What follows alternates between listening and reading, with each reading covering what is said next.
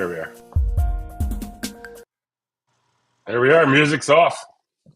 Well, hello out there, Kayakjak Nation. I am not Kayakjak, as you know.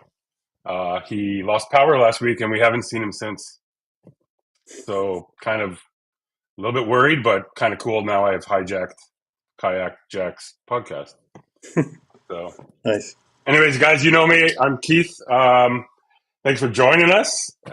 Actually, it's a different week because Kayakjak Marty is in the Yakoffs this time around, so we thought I should be bringing him onto his own podcast. So that's going to happen with Marty and Seth tonight, who are battling it out. And also, we've got Sean here from Malone Auto Trailers, and he's joined us. He's our bracket sponsor this week, and super thankful for you for joining us. I know you just had a hectic week. You were down at Kayakjak, am I right? Yep, absolutely. Yeah, great show down there. And for those people that don't know where that is or what that is, you want to tell us a little bit about Kayakjak?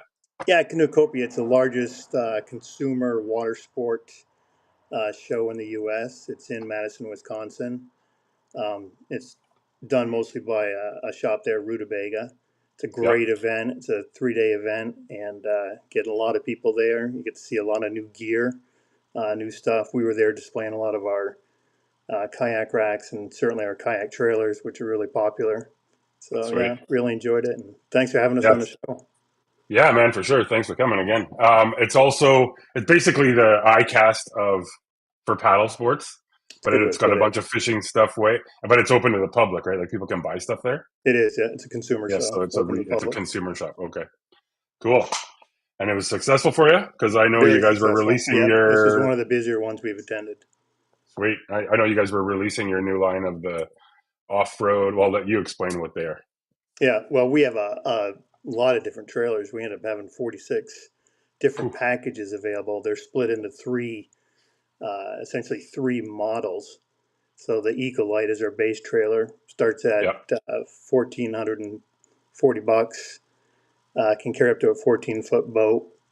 So that's a very popular one. And we get our Microsport level trailer. Higher load capacity, carry a lot more boats on it. That one starts at $2,000. That's sort of probably the most popular one with a lot of the fishermen and the recreational paddlers. Right. And then we have the granddaddy of them all, the Megasport, and that's a full-on fishing kayak trailer. Can handle up to 1,000 pounds, up to a 20-foot boat. You get a lot of storage on it, so that's a. And that one, I'm pretty lucky. I've got one of those coming up to me here in Canada. A Megasport, and they can actually hold up to 4 kayaks, right? Some of them, on the 4. Tier. They come with a tier. You can put them up in the air. You probably could put 6. And they've also got like the kind of Yakima style rod locker box kind of thing, and then actual rod lockers. Yeah, we have fishing rod holders. A lot of people put a cargo box on them and put gear in them, but what's nice about the Megasport is it does have a lot of underbar storage. There's a wire basket for wet gear, and there's actually a diamond-plated metal slide-out basket. Great. That's awesome. Yeah, it's very, very utilitarian. I'm pretty excited to get it up here, and I actually told Beth at Malone the other day if we can get it up before I have to pay probably 50% tariffs on it or something. That would be a bonus. First round we weren't included in anything there, so we're safe. So far so second good. Round of tariffs, but let's get it shipped. Yeah, man. No, it's awesome. Thanks so much for coming on and to Malone and everybody out there for being a bracket sponsor and helping us get the Yakoff supported and out there. And it's funny because last week you guys were when we did this show last Tuesday, Malone was also the sponsor. But you guys were all getting ready for Kayakjak and lots of stuff going on. So we asked you to come this week. But last week we brought on Rick Burnley, who is our editor of Kayak Angler magazine. And one of the comments I got from Malone from Jim and Beth was, I sent the link to the show, and it was like, everyone you brought on, 3 of them have used Malone trailers, and all they did was talk about the longevity and how durable and awesome they are. So how the hell are we ever going to make more sales? It was like 30. Chad said 30,000 miles, and and Rick said he's had his for over 10 years, and Marty has had one, used one, so Oh, that's pretty sure. They awesome. just keep doing their job. And, the nice thing about our trailers is, I've been doing this for 10 years selling them, and I've never heard someone complain about it or say that it wasn't doing what they expected. And, Sweet. making their life easier, letting them, boat and get out more and, saving their back. Not break their back. I was just Get gonna away say from car that. topping. Yeah, get a trailer. Yeah. Well, unless you're Marty, who can just like lift up that Swiss Yeah, Army knife over his head and throw it on his truck. yeah, But nice. sweet, man. Well, thanks so much for coming on. And I don't have the controls to this, so Marty is going to be bringing himself and Seth in. So you got. Oh, that was magic. Tears out of nowhere. Awesome. Here's Marty. Welcome to my show, Marty. Welcome. Yeah. Glad to see you here. Yeah. Thanks, man. So Marty and Seth Yates, this is awesome to have you guys on. And Seth has been insanely awesome about pumping up through his Instagram and socials and stuff every angler so far throughout this whole competition. So thanks for that, man. It's been good. And yeah, like Marty said, you're the first person that we've had on here that's got his own logo somewhere. Just about what you see the bare wall behind me. Yeah. I'm not as good at all the media stuff, so I've been standing on my street corner with a cardboard sign, "Vote for me." Nice. I did get some new binoculars, so maybe I'll see if I could find you later tonight. Yeah, we have about 8,000 vehicles that cross in front of my house a day. So there you go. Right in front of my house.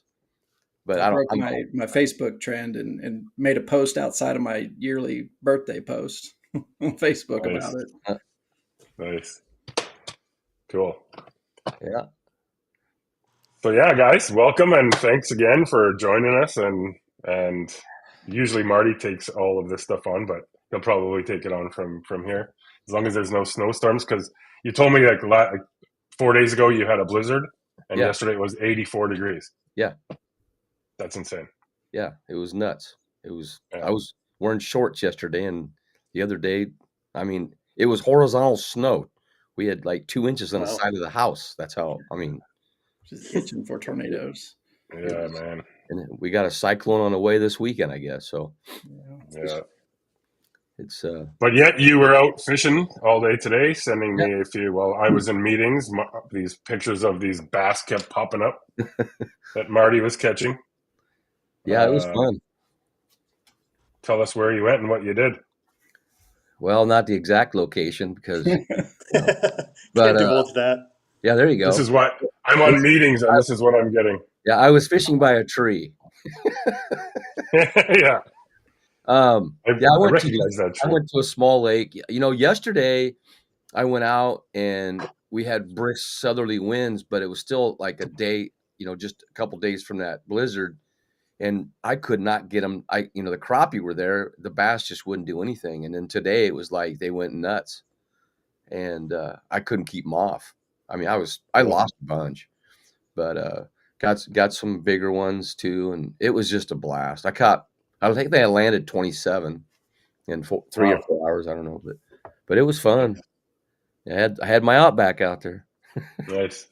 And Seth, when is the last time you've been out? So for people that might not know, Seth is mainly, I would say, a bass fisherman, but also a very big cat fisherman. I started out catfishing. Okay. I did that for about 2 years before getting onto bass fishing, and then since then, bass fishing has taken over, and I just kind of do catfishing every couple months. No, I haven't been fishing in a little over a week now. I was in Lake Murray all last week, and just coming back from that, got to spend the week catching back up with life, and so I haven't been trying to get out on the water tomorrow. How awesome is that you're surprised, air quotes, that you're like, I haven't been fishing in a week. Like, how many people get to say that, right? Right. Yeah, that's insane. I do want to say though that we have a lot in common because I also fish for catfish a lot. Really? And actually guide for them. Oh, but wow. I've had some epic trips with my son out catfishing, and we use this old stick bobber method. It's kind of homemade stick bobbers, and we've caught a lot of big. In fact, I got one. There's 2 right behind me in a picture there. Wait, right? Can you see that one? Yeah, I behind? can see it. Oh, yeah. That's a 35-inch channel. Oh, wow. I was just going to say, so I actually grew up in Winnipeg, Manitoba in Canada on the Red River, which is like the catfish capital. Oh, it's yeah. Massive channel cats that go through there. And we would always go like bobber fishing for what we call goldeye. It's kind of like a 12 inch shiner, kind of. Really good smoked, actually. But you chunk them up, and then, the egg sinker and treble, or the octopus hook or whatever. And we would catch 30, 40-pound channel cats on that river. Wow. Very brown, gross water, but very big catfish. I guess one I've caught is a 28-inch channel cat. I caught down here on Old Hickory. Nice. I try to avoid them though. The rest, because outside of that one, most of the channel cats down here are small and they just chew up your bait more than anything else. What are you mostly catching down there? What types? Blues and flatheads, mostly And blues. What's your biggest? Flathead I caught back in November. It was like 41 and a half, I think. Wow. Nice. Yeah. That was a good day. That was because I caught a 38-inch blue. And it's funny in the video, you can see it. I couldn't get my other arm across my body because of my PFD. And so I had this one arm holding onto the rod. And once I grabbed it with how hard she was pulling, I was afraid to let go because I thought she was going to break my rod holder off. And so I'm just kind of stuck there flailing like that. And I finally got it out. And then I caught the 41-inch and then a 35-inch flathead again after that.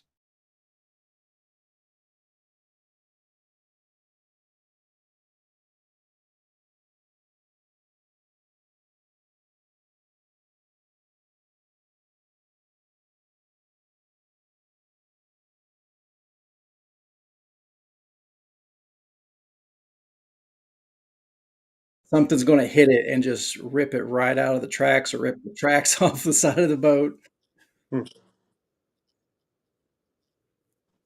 Yeah, the old Pinnacle seats that New Canoe had. I kind of stripped it down to its bare parts and used the bases that actually mount to the track and just kind of built a little platform from there. And yeah, that's probably what I'll continue to use. Yeah.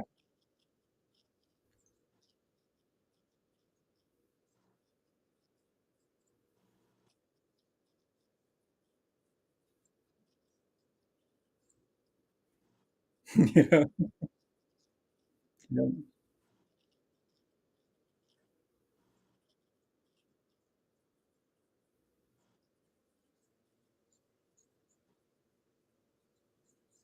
Yeah. Yeah. Somebody said everyone froze. Yeah, I see it on there too, but I think we're back. And then I think you're not on there though, Keith, but who knows, man? It's been this all here. Now we're all back, I think. Now we're all back. So cool. Yeah, I wanted to tell a Malone trailer story. There's a guy. Oh man, now my mind's going blank. Oh, you know Lance McWhorter? Anybody know him? It sounds familiar. He's down in Texas. He has a restaurant. He did have a bait store too, like a tackle shop. But we went to Caddo Lake, and he brought his camper, and he camped right by us. And I had that was when I had my square drop camper, and he pulled up, and then I'm like,